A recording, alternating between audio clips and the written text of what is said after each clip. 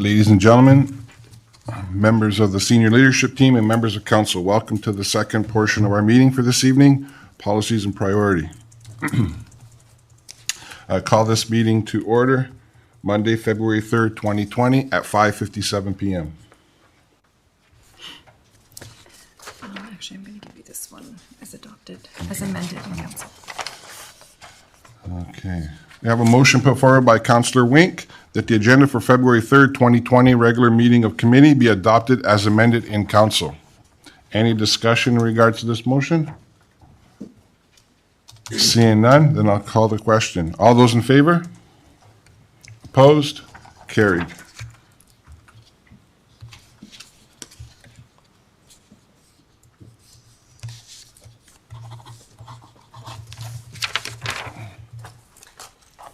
So then through you, Mr. Chair, your first item of business is now the disclosure of pecuniary interest, and then you do have the Cannabis Control Committee. Okay. So does any members of council want to declare a pecuniary interest? Seeing none, and Madam Clerk, no pecuniary interest has been declared. So noted. Okay. So next on the agenda, we're going to have a presentation by the Chair of the Cannabis Control Committee, Mr. Tim Nohara.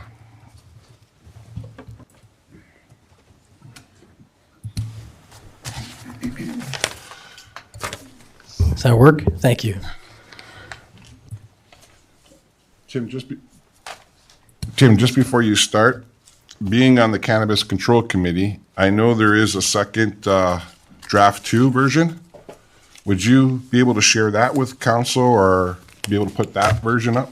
Because I know you handed this one in prior to the 14 days before. It was January 23rd. Can I bring this to you? Absolutely. I have copies. Thank you. Thank you.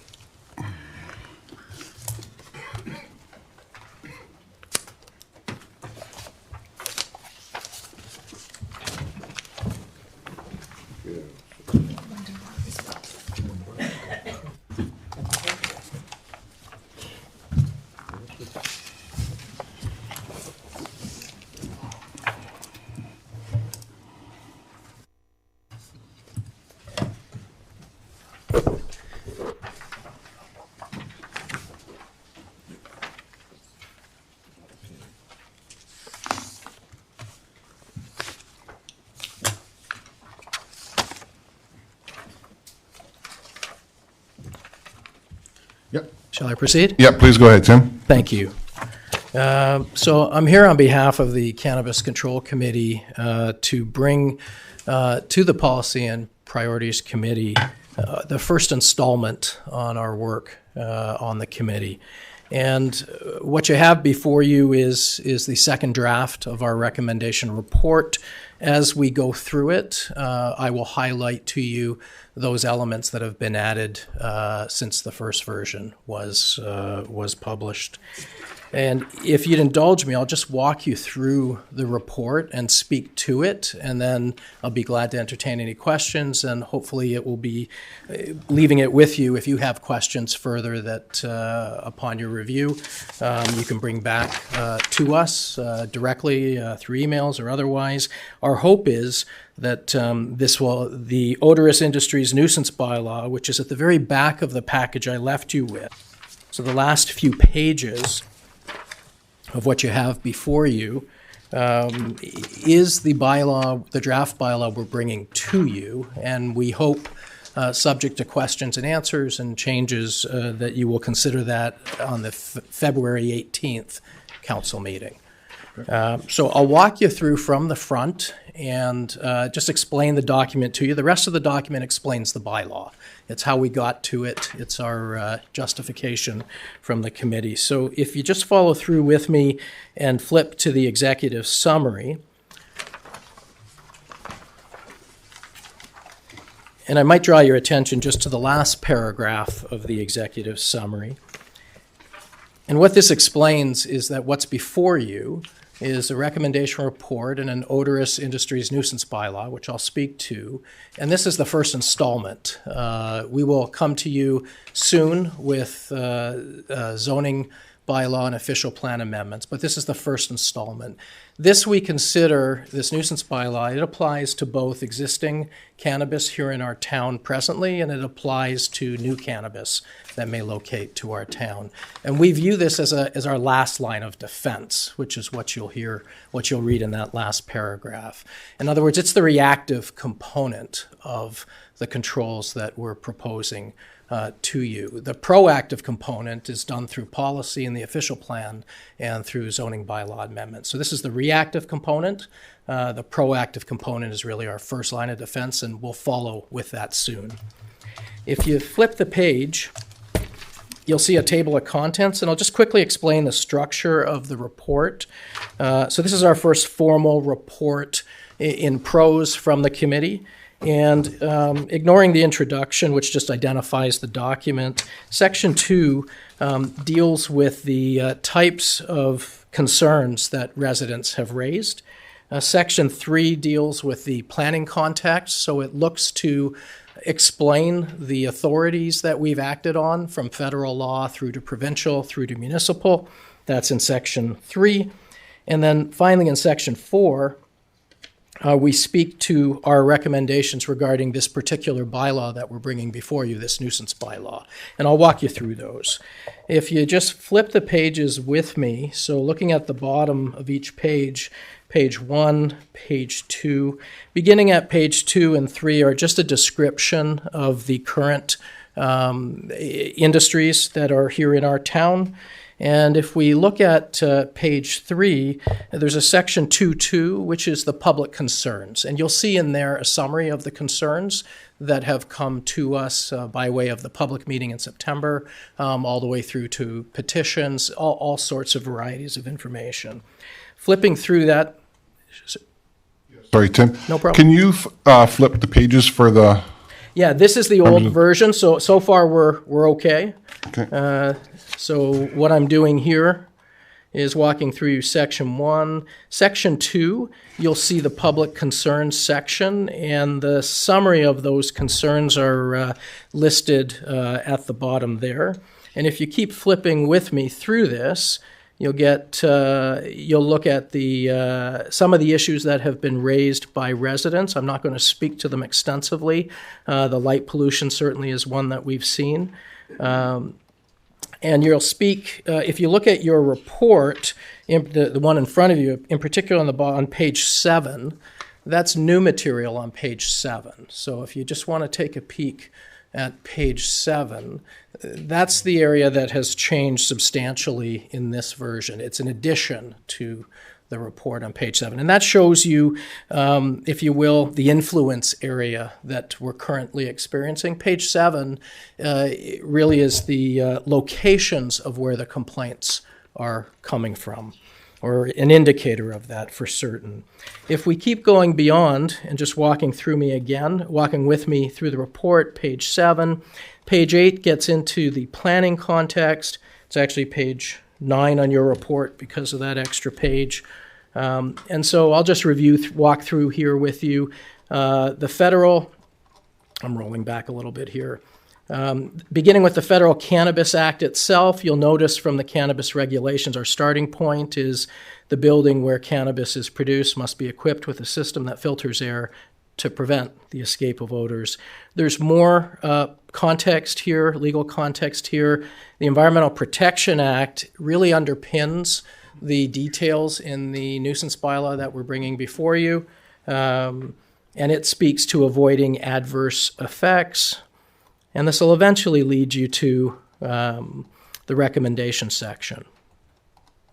I do want to point out, I will take you specifically to section 310, and I think that is important, drawing a little bit of attention to. In your package, that's page 14. So page 14 speaks explicitly, beginning at page 14, explicitly to the Municipal Act, which is the authority that the municipalities act from. And you'll notice in the Municipal Act, what you see in blue here, these are quotations. These are taken right out of the Act. So a municipality may prohibit and regulate with respect to noise, odor, outdoor illumination. This bylaw that's before you will deal with those. If you look further, again, from the Act, a local municipality may prohibit and regulate with respect to public nuisances. This is generally called a nuisance bylaw that's before you. And a list of some of those nuisances is on the top of the following page. And one of the key principles is the loss of enjoyment, the loss of enjoyment of one's property in the vicinity of the premises. So I'm just drawing your attention to the Municipal Act itself. If you get to the recommendation section, a lot of this is additional from what you've seen, so I'd encourage you to look at the package in front of you. We talk about the two-pronged approach, our first line of defense, which is to come. That's the official plan and zoning bylaw amendments. Our second line of defense, or our last line of defense, is this bylaw that's before you. It's the reactive bylaw, the bylaw that allows us to enforce contraventions to its regulations. We were referring to this bylaw as an odorous industries nuisance bylaw. It's a cannabis bylaw for sure, but in the experience we've had with odor, and the particular odor, we've learned from other heavy odor industries, such as landfill sites that we may be familiar with, or rendering sites. And there's a wide body of legislation and standards and methodologies that are applied to those heavy odor industries that we're simply bringing into this industry, into the cannabis industry. The reason it's not there already is when the last update, when those standards and regulations, their provincial regulations and standards under the Environmental Protection Act, when they were last updated, cannabis wasn't legal. So they will come in, we can be sure. In the future, we're bringing them in and making good use of them now. So we refer to the odorous industries nuisance bylaw because since we're going through this trouble, we're not going to restrict this just to cannabis. It also includes landfill specific items, landfill sites, rendering, and slaughterhouses. So 3 other particular industries that if they move into Pelham, they're not here yet, will have similar experience as we are having with cannabis owners. So we're addressing those proactively. That's probably, actually, no, let me take you a bit further. So you don't have this in this package. I have to refer to it in the written package in front of you. If I can take you to section 4, which begins on page 16 in your package, and I'm going to turn you to page 17. And what you'll see on page 17, you've seen before. We presented to you a plan back in September of 2019, and that what you're seeing in that chart is from the plan we presented to Council on September 23rd, 2019, with a few changes in red. The only enhancements or changes are noted there in red. They're very few, as you can see. So we're following our original plan, having completed the research. And if I can have you flip a page to now page 18, what you're going to see in page 18 and onward is the justification and the rationale for the bylaw that's in the appendix. So the bylaw in Appendix C that I started with, that's before you, the Odorous Industries Nuisance Bylaw. The justification for what's in that bylaw is presented here in a much more, hopefully, readable form. I'm going to walk you through that. Just briefly, section 4.21 on the bottom of 18 is justification for the Odorous Industries Nuisance Bylaw. And if you flip the page with me, beginning with table 3, and that table 3 spans a few pages, what you'll see is that table 3 on the left-hand column explains the structure of the bylaw that you're going to find in the appendix. So it's giving you section by section what that bylaw looks like in prose, and it's giving you a brief description of the purpose of each section. So, for example, there's a section on regulations, and then it gives you specifically the regulations, just referring to that section, that are proposed and that you'll find drafted in the bylaw itself. So if you were to read the items in the table, you would be able to see that they follow what we originally proposed, and if you'd look at the actual bylaw in the appendice, you'd see that they hopefully are consistent.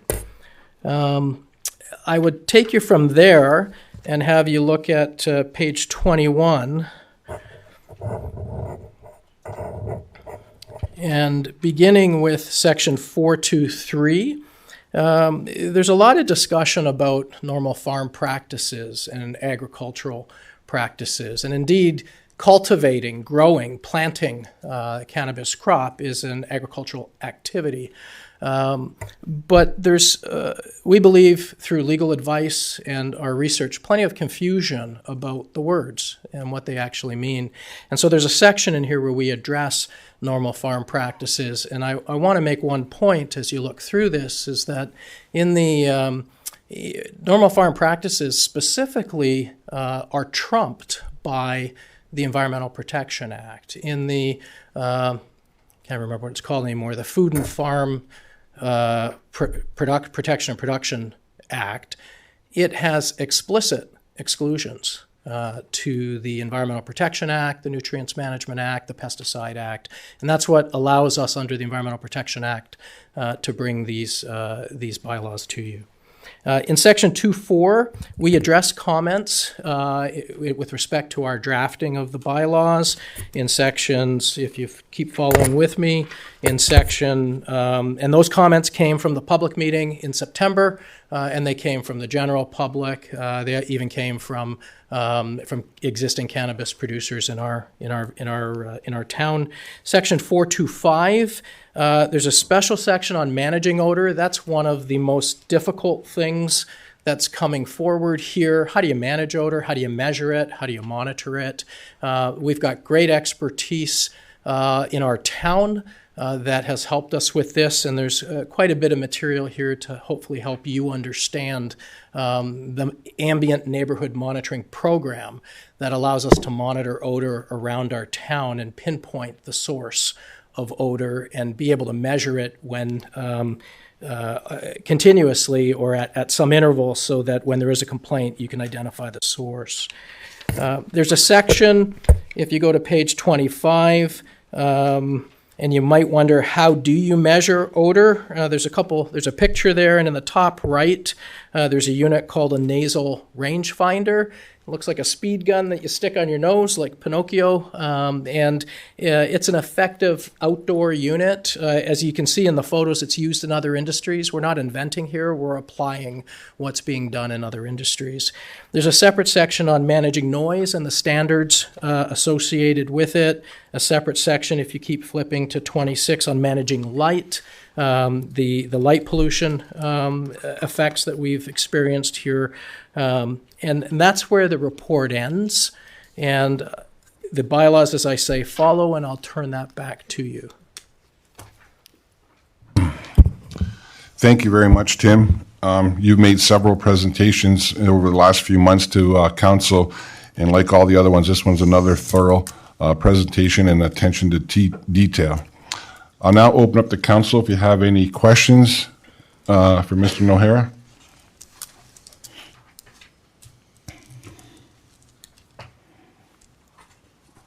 Well, I see, it's pretty self-explanatory. Good job. Thanks so much. Have a motion put forward by Councillor Hahn that the committee receive the delegation by Mr. Tim Nohera, Chair of the Cannabis Control Committee, for information, and that the committee recommend the proposed bylaw be presented to council at the next regular meeting of council, being February 18th, for review and approval. Any debate or any questions in regards to the motion?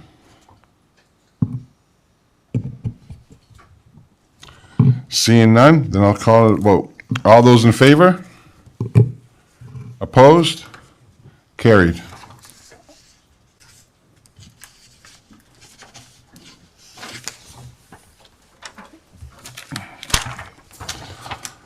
I have a motion put forward by Councillor Hahn. Agenda number 4.1, title, Funding the New Pelham Initiatives, 2020-0013, Chief Administrator Officer, date February 3rd, 2020. That the committee receive report 2020-0013 and recommend to council that council approve a net expenditure of $8,942 in spending authority to engage in the 5 separate initiatives as outlined herein. Any questions in regards to this motion? Councillor Hahn. Through you, Chair. Through you, Chair. Expenditure number 5, participation in a cannabis host communities network. As you were clearly on the CCC, Cannabis Control Committee, perhaps you can speak to this one. I'm just a little confused as to why, when we're very much in the lead, thanks to all the work the CCC's done, why we would then contribute $5,000 to work with some other folks in another group when we're pretty much leading the way, unless I'm mistaken. I'm just trying to understand what the seed money is for. Thank you. This program came up to us at the Roma conference last week. It's a bunch of municipalities, I think there's 32 in all, that are experiencing, some are having the same issues that we're having, and some are experiencing positive issues.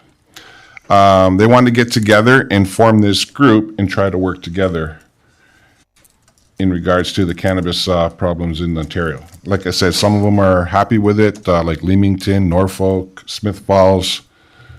But when we were at Mayor Junkin, myself, and Mr. Cribbs attended this meeting last Tuesday, and when I brought up the question to them, where are these facilities located in your town, the ones that are satisfied? They're all in the industrial zone, or there is nobody around. Our situation is different. The cannabis producing facilities are right next to subdivisions with $1 million homes very nearby, within a kilometer. So, and the group wants to try to mitigate some of these issues. So with regards to the seed money then, trying to understand what exactly the money is for though. So is it to have for travel costs, to meet, to gather, or what is the actual funding for? I understand you can meet, and I understand that that's advantageous to meet with other people that are having issues as well. But again, what is the money for? What's the output for? Does anyone can speak to that? I'll defer that question to the CAO, Mr. Cribbs, as he was in initial contact with this group.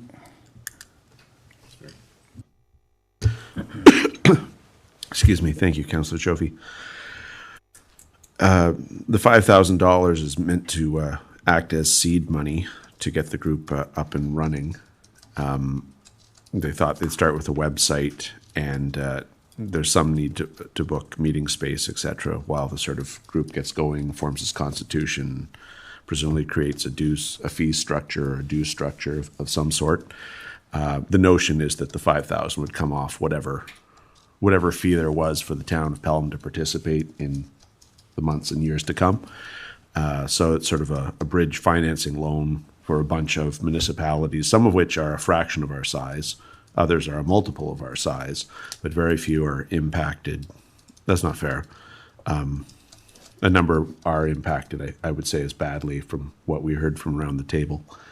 However, you can't get something from nothing, as Shel Silverstein likes to say.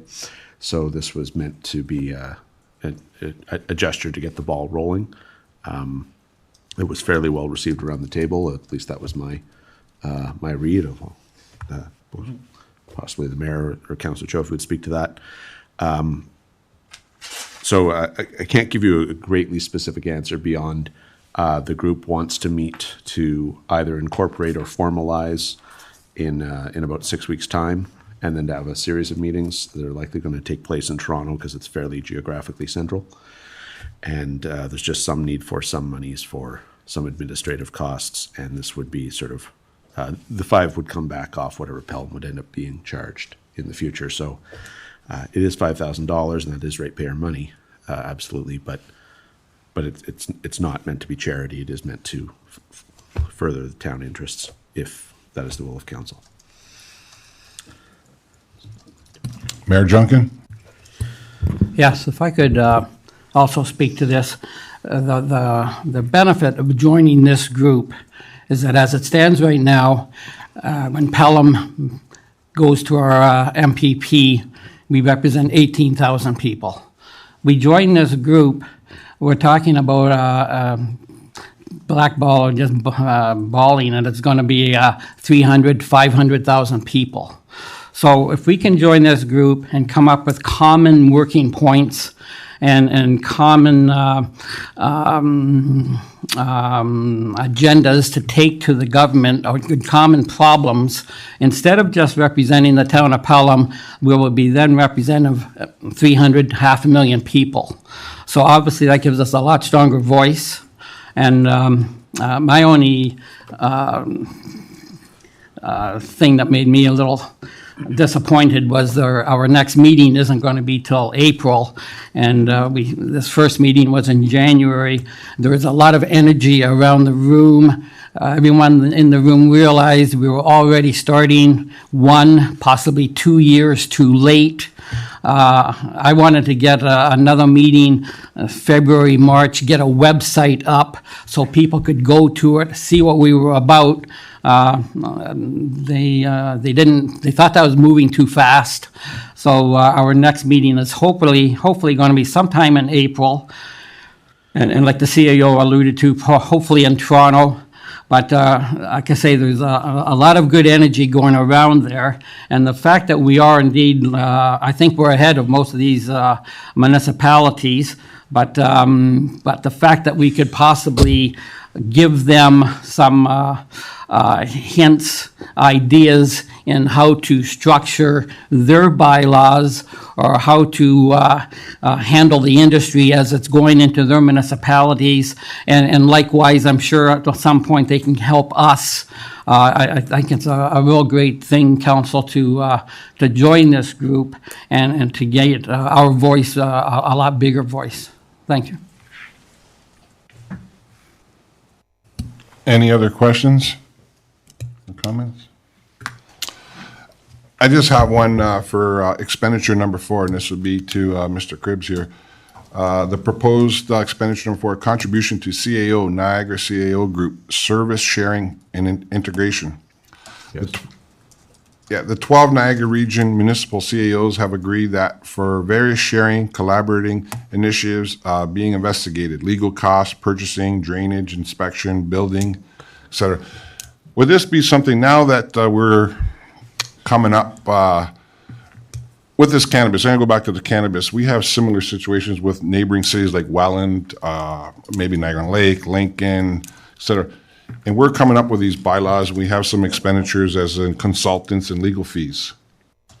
Can we contact them and possibly share some of this cost if they want to do the copy and paste thing once we get done?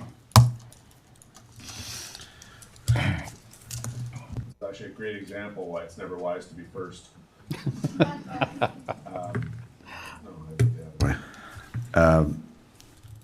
A number of Niagara area municipalities are going to have the benefit of all the work that's been done by a number of volunteers in the audience, and essentially free ride on that. It is the challenge or the downside of being first. And certainly that's something I'd be most happy to discuss with other municipalities, but the municipal world is rife with copying and pasting and trying to take the best we normally share and offer freely our best practices, and disproportionately Pelham takes those from elsewhere rather than offers them up. This is probably the what we have to share back in return for decades of presumed borrowing from elsewhere. I am happy to pursue that.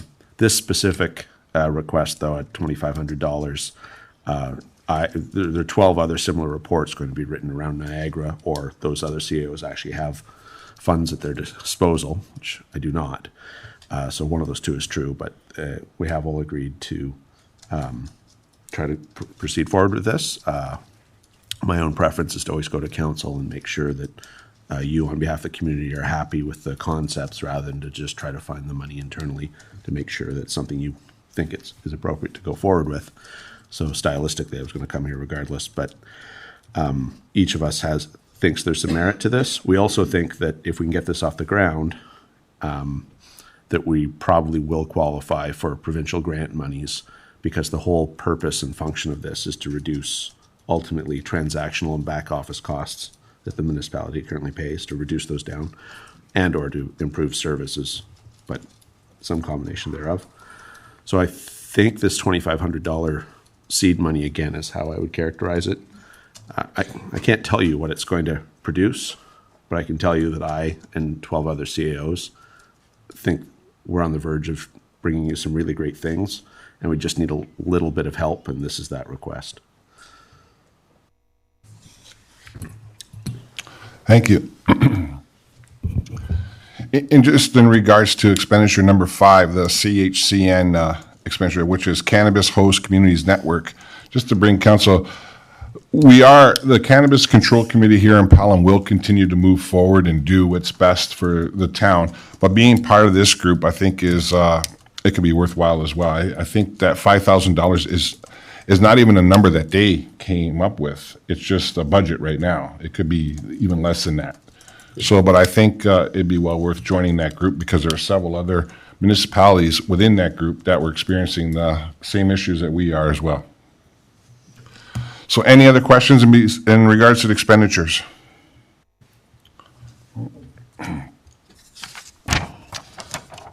Okay, so I have a motion on the floor by Councillor Hahn that the committee receive report number 2020-0013 and recommend to council that council approve a net expenditure of $8,942 in spending authority to engage in the 5 separate initiatives as outlined herein. Any comments? Then I'll call that the vote. All those in favor? Opposed? Carried.